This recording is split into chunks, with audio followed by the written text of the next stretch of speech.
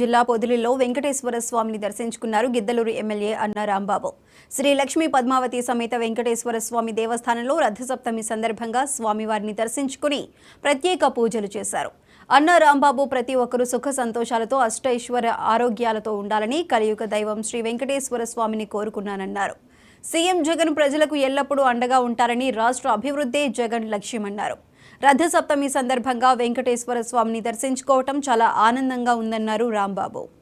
రథసప్తమి పండుగ సందర్భంగా ప్రతి ఒక్కరికి కూడా రథసప్తమి శుభాకాంక్షలు తెలియజేస్తున్నాను.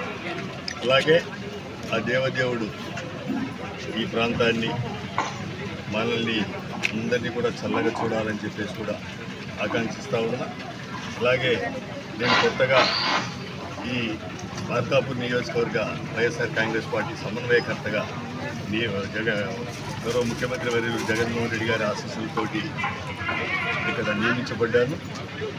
ఈ మార్కాపూర్ నియోజకవర్గ ప్రజలందరికీ కూడా విజ్ఞప్తి చేసేది, అందరూ కూడా దయచేసి గమనించవలసింది, ఎవరు సమాజం కోసం అహర్నిశలు తప్పిస్తుంటారు అనేది కూడా రాజకీయాల్లో పార్టీలకు అతీతంగా చూడాల్సిన బాధ్యత ప్రతి ఒక్కరి మీద ఉంది అని చెప్పేసి కోరుతా ఉన్నాం.